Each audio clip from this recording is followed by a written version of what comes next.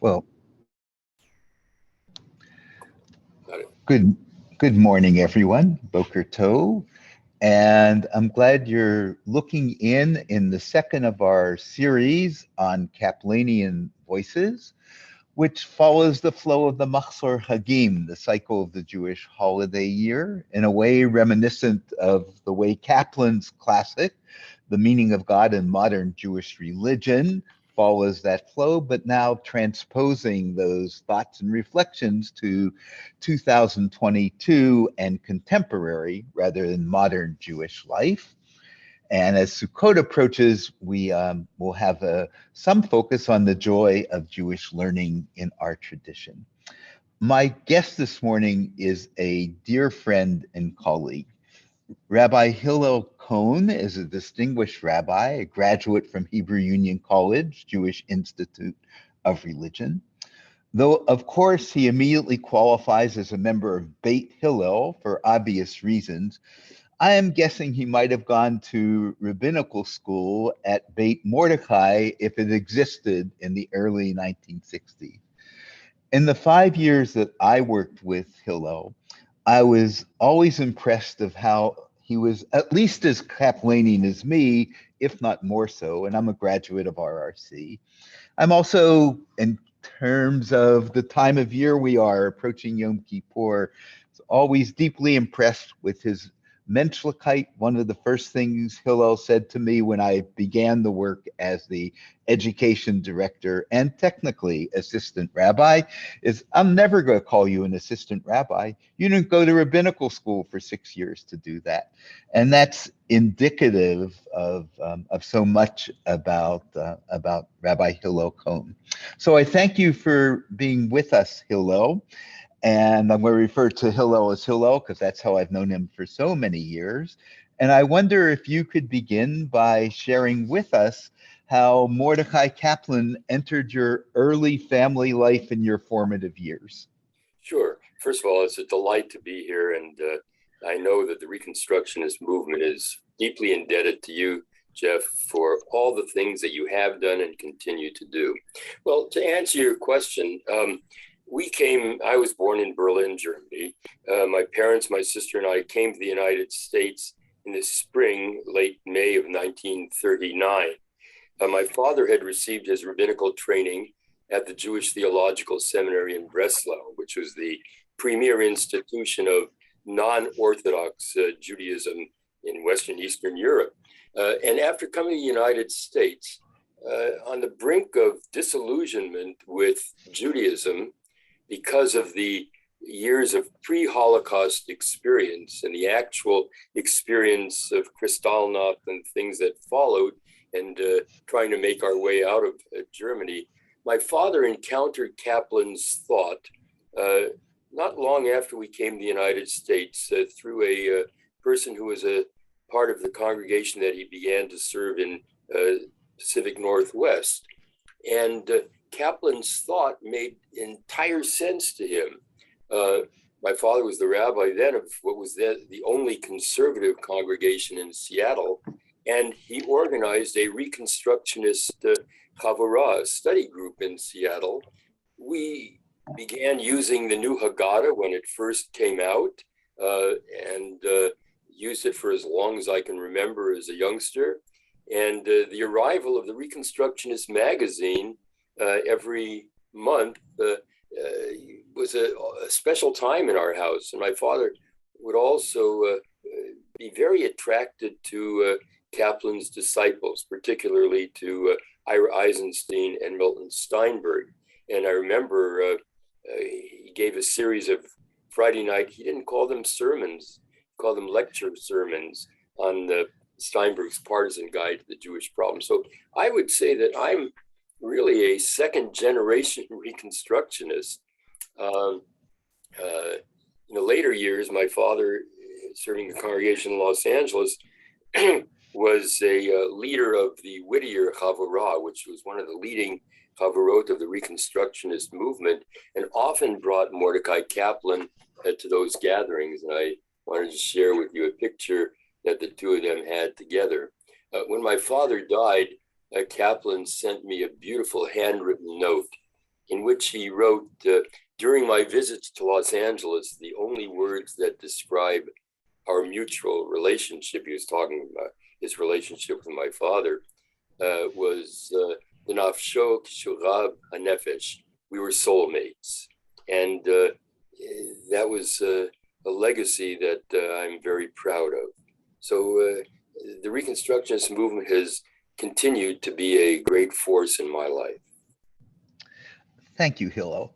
Now that you've so admirably established your Kaplanian bona fide, could you share with us which Kaplanian concepts have been most important to you in shaping your Jewish worldview and Jewish practice? Yeah, it's hard to do because there, is so much of Kaplanian thought.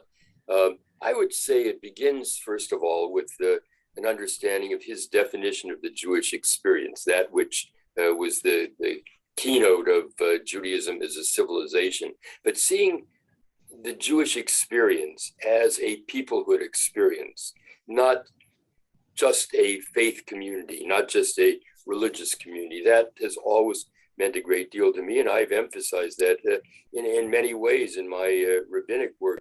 For instance, when I had to create certificates for bar and bat mitzvah, it was not in the religious sense as much as you are now welcomed into the Jewish people. And I always would capitalize the word people, and that was a Kaplanian kind of thing.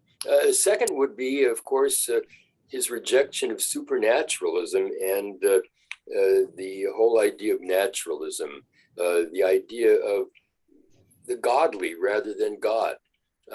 In the Not So Random Thoughts volume, which has so many magnificent Kaplan quotations, I remember it says, God is the goad, the G-O-A-D, that impels men or women to become fully human.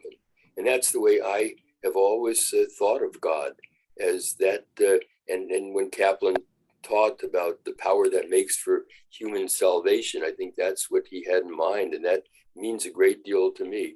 A third, and then prayer is related to that, because prayer then takes on the role of being a means by which you can articulate the fundamental values of life that are important to you, with the hope and expectation that you'll pursue those values with greater passion and devotion.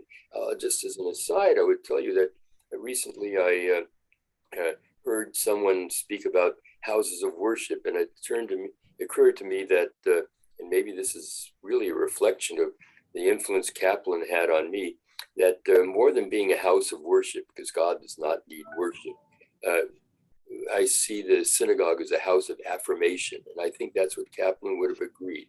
It's a place where you affirm certain values.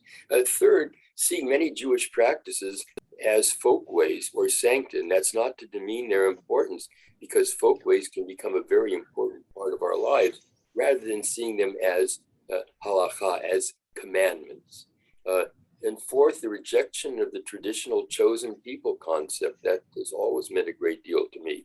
The emphasis on the fact that we as Jews are a choosing people, and that the Sinai moment wasn't one of God, revealing something to Moses at the top of a mountain, but I see it rather as the constitutional convention of the Jewish people as they made their way to the promised land.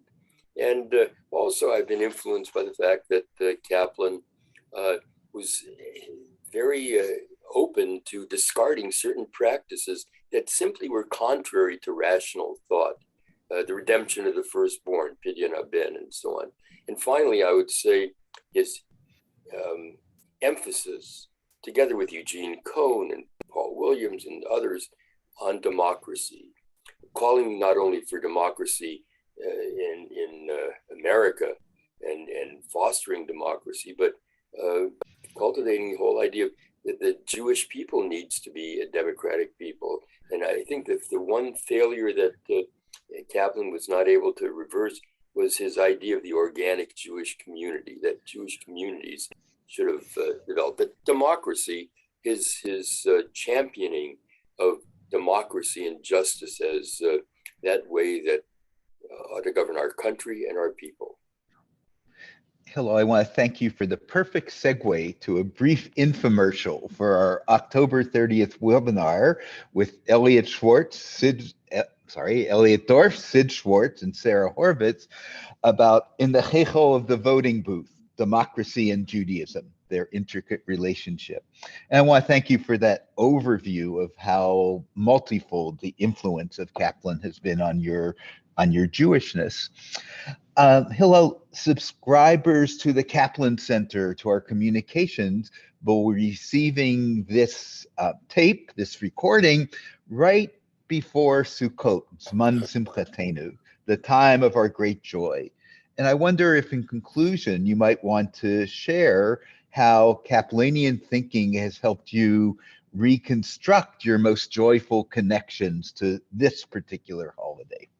Well, first of all, I think Kaplan encouraged the whole idea of celebration and those things that come out of the Jewish tradition that enable us to give voice to and express our fundamental values. I like the building and the use of the sukkah and the waving of the lulav and the etrog, seeing those as folkways rather than mitzvot, as Ira Eisenstein in his book about Jewish holidays and festivals says, the sukkah and the lulav should be for us a symbol, a sign that we're determined to bring about that freedom and equality which our distant ancestors enjoyed when they lived in the desert and had to make their homes out of little huts.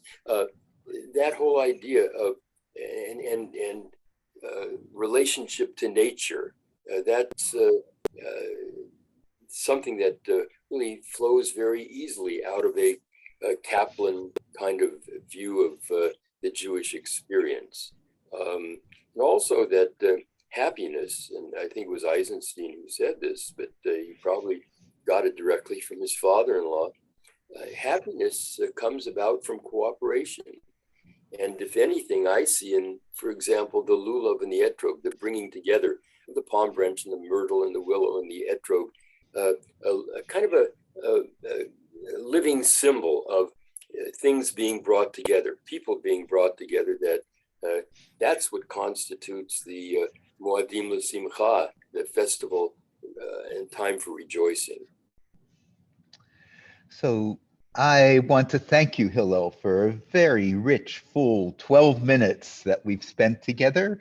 I'm sure our Kaplan Center folks will find this meaningful, and I wish you a Gamar Chatima Tova, a good sealing and ending of the High Holy Days, and thank you once again. It's a pleasure to be here, and thank you for all you do. Gamar Chatima Tova.